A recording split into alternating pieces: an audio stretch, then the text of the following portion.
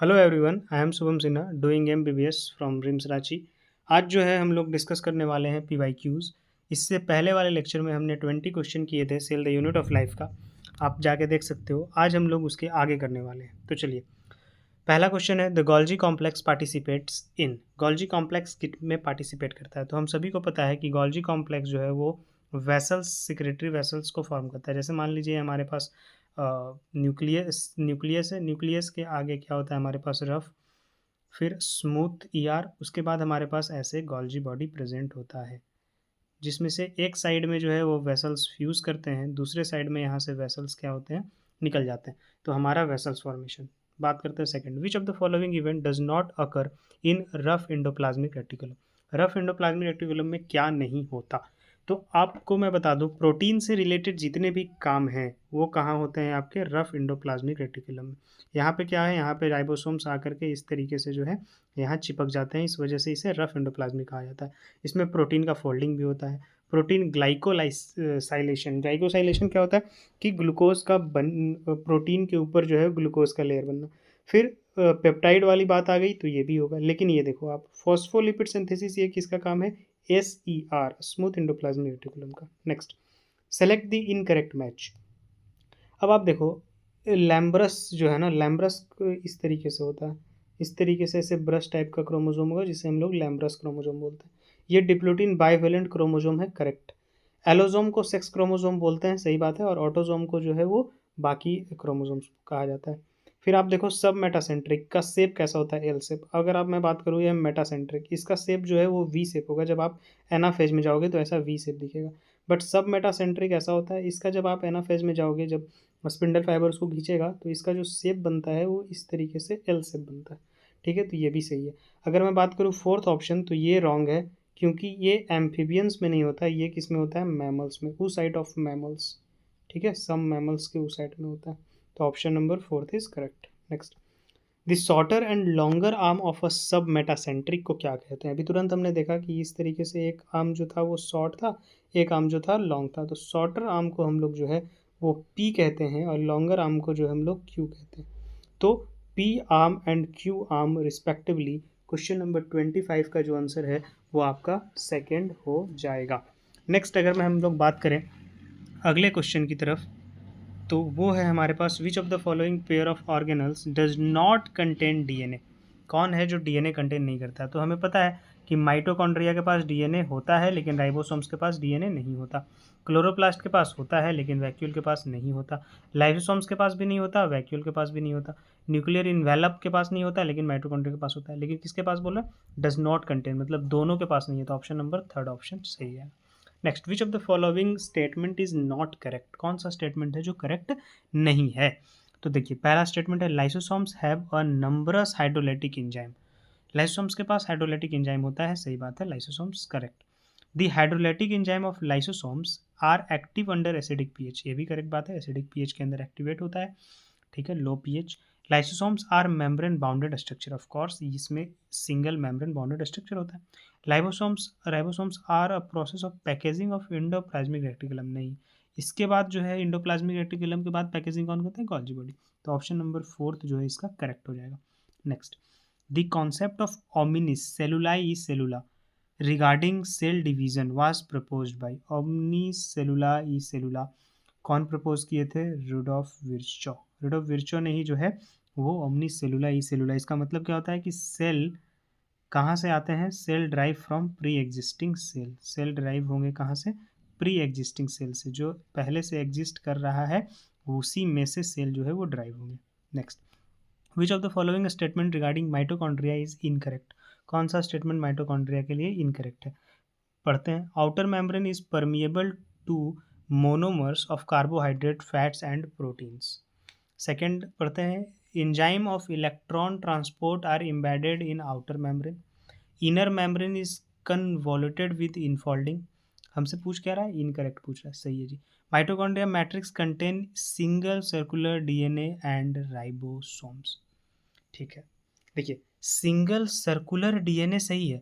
अगर देखो circular DNA होता है, यहाँ से ये मत समझ लेना कि सिंगल स्टैंडर्ड का बात ये नहीं कर रहा, ये बात कर रहा है single circular DNA. That means कि डीएनए तो डबल स्टैंडर्ड ही है, इस तरीके का होता है। देखो मैं बताता हूँ, ये है और उसके बाद मान लो आप ऐसा, तो ये देखो ये है तो डबल स्टैंडर्ड ही, लेकिन सिंगल है मतलब एक है, और सर्कुलर है ही, तो सिंगल सर्कुलर डीएनए, लेकिन है कैसा, डबल स्टैंडर्ड। तो चौथा स्टेटमेंट तो एकदम सही है। Inner membrane is converted with infolding. Mitochondria inner folding, yes देखो जैसे ये माइटोकॉन्ड्रिया होता है आउटर मेम्ब्रेन, और इनर मेम्ब्रेन ऐसे इनफोल्ड होता है, जिसे हम क्रिस्टिया बोलते हैं, तो ये भी सही है। Enzyme of embedded in outer membrane, ये गलत स्टेटमेंट है, क्योंकि कहाँ इंजाइम इम्बेडेड होता है, इंजाइम इम्बेडेड होता है इनर मेम्ब्रेन में। तो ये स्टेटमेंट जो है आपका वो कैसा हो जाएगा बताइए, गलत हो जाएगा। 29 का ऑप्शन नंबर 2 पहला देख लेते हैं। Outer membrane is permeable for, yes outer membrane ज़्यादा परमिएबल होता है। Next, which of the following cell organelle is present in the highest number in secretory cell. Secretory cell में हाईएस्ट नंबर है of course यार, जिसमें secretion के लिए जो है हमें रिस्पॉन्सिबल है, तो we know that Golgi body responsible for secretion. Next, non membranous nucleoplasmic structure in nucleus are the site for active synthesis of course non membranous nucleoplasmic structure, बहुत ध्यान से समझो। Non membranous nucleoplasmic structure, nucleoplasmic मतलब nucleus के अंदर जो plasm है ना, न्यूक्लियस के अंदर जो प्लाज्म है, इसके अंदर जो भी चीज़ है उसको क्या बोलते हैं, न्यूक्लियोप्लाज्म। जैसे साइटोप्लाज्म के अंदर साइटोल के अंदर जो होता है उसको साइटोप्लाज्म बोलते हैं, उसी तरह न्यूक्लियस के अंदर न्यूक्लियोप्लाज्म। अब न्यूक्लियोप्लाज्म के अंदर कैसा स्ट्रक्चर, नॉन मेम्ब्रेनस, तो नॉन मेम्ब्रेनस स्ट्रक्चर क्या होता है, जिसका नाम होता है न्यूक्लियोसोम्स।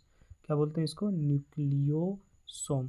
अब ये जो न्यूक्लियोसोम है वो किसका एक्टिव सिंथेसिस करता है, आरएनए का, राइबोसोमल आरएनए का जो है वो एक्टिव सिंथेसिस करता है, समझ गए। और वो आरएनए रिस्पॉन्सिबल होता है प्रोटीन सिंथेसिस का। तो पहले प्रोटीन सिंथेसिस देख के आप कंफ्यूज नहीं होंगे, है ना, क्योंकि आरएनए अब जाएगा एमआरएनए से मिलेगा और तब जाकर के प्रोटीन का सिंथेसिस होगा। जैसे देखो ये एमआरएनए से मिलेगा, ये आरएनए, ये यूनिट इस तरीके से मिलेगा, तब जाकर के ये जो है वो प्रोटीन का सिंथेसिस होगा, फिर आरएनए बनेगा, फिर प्रोटीन बनेगा। तो यहाँ पे आंसर क्या होने वाला है आपका, आरएनए। नेक्स्ट 32 क्वेश्चन, 33 नंबर बात करते हैं। Which is the important site for formation of glycoprotein and glycolipid in eukaryotic cell. बहुत बढ़िया सवाल। देखिए इसमें भी आप जब आओगे ना तो आपको गोल्जी बॉडी ही दिखेगा। एनसीईआरटी का लाइन जब आप देखोगे तो लास्ट लाइन में लिखा हुआ है कि ग्लाइकोप्रोटीन एंड ग्लाइकोलिपिड्स बनाने के लिए रिस्पॉन्सिबल कौन होता है, आपका गोल्जी बॉडी रिस्पॉन्सिबल होता है। Next, the biosynthesis of ribosome RNA occur in, biosynthesis of ribosomal RNA, ribosomal RNA का बायोसिंथेसिस अभी तुरंत हमने देख के आए हम लोग, क्या, न्यूक्लियोलस। किसमें होता है, न्यूक्लियोलस। न्यूक्लियर के अंदर नॉन मेम्ब्रेनस स्ट्रक्चर होता है जिसको न्यूक्लियोलस बोलते हैं। ये अगर मैं आपको बताऊं ना तो आप देखो इस तरीके से स्ट्रक्चर है, ये मान लो क्रोमोसोम, क्रोमोसोम के ऊपर ऐसे सैटेलाइट होता है, और इस सैटेलाइट के इधर इस आसपास जो है वो न्यूक्लियोलस प्रेजेंट होता है, समझ गए। Next 35, the size of pleuropneumonia like organism, P P L O का साइज आपके बुक में दे रखा है, पीपी येलो का साइज क्या होता है, तो एनसीईआरटी में दे रखा है पीपी येलो का साइज, तो आप चेक करोगे तो आपको मिलेगा 0.1 माइक्रोमीटर का साइज होता है। किसका, पीपी येलो का, है ना, पीपी येलो का साइज कितना होता है, 0.1 माइक्रोमीटर। नेक्स्ट सवाल की आगे बढ़ जाते हैं। When this centromere is situated in the middle of two equal arms of chromosome, the chromosome is referred to as, दो इक्वल आर्म्स अभी तुरंत हमने पढ़ा, इसको जब एनाफेज में देखेंगे तो वी शेप दिखेगा, of course metacentric. Next question, which of the following is an incorrect statement, कौन सा जो स्टेटमेंट है वो इनकरेक्ट है, पढ़ लेते हैं। Mature sieve tube element possess an conspicuous nucleus and usually cytoplasmic organelles. Microbodies are present in both plant and animal cell. The prenuclear space form a barrier between the nuclear material present inside the nucleus and that of the cytoplasm. Nuclear pore act as passage for protein and RNA molecule in both direction between the nucleus. Fourth तो correct है, both direction में move करवाने के लिए RNA और protein को, ठीक है जी। फिर बात करते हैं थर्ड ऑप्शन के लिए, the pre nuclear space form a barrier between the material present inside the nucleus and the cytoplasm. गलत बात है, बैरियर क्यों करेगा, वो तो स्पेस जो है pre nuclear form barrier of course, कि कौन सा हमें अच्छा है कौन सा खराब है। Microbodies are present in both plant and animal cell, correct बात है। Mature sieve tube element present नहीं यार, मैच्योर सिव ट्यूब कैसा होता है, डेड सेल होता है, इसमें न्यूक्लियस नहीं होता, तो फर्स्ट ऑप्शन हो जाएगा।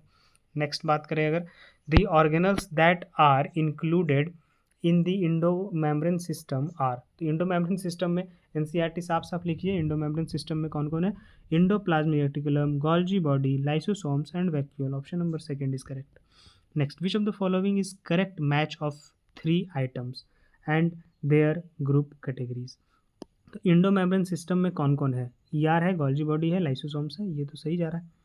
Next, chloroplast, chromoplast, leucoplast, plastids में आता है, ये भी सही जा रहा है। एमाइलोप्लास्ट, यूलियोप्लास्ट, लियोप्लास्ट, ल्यूकोप्लास्ट, ये भी प्लास्टिड्स में है, सही जा रहा है। तो आप देख सकते हैं all of the above correct हो जाएगा। नेक्स्ट मूव करें तो द मिडिल लैमेला जो है वो the layer which hold the different neighbouring cell together, of course. तो इसमें फोर्थ ऑप्शन चला जाएगा जो होल्ड करके रखता है डिफरेंट।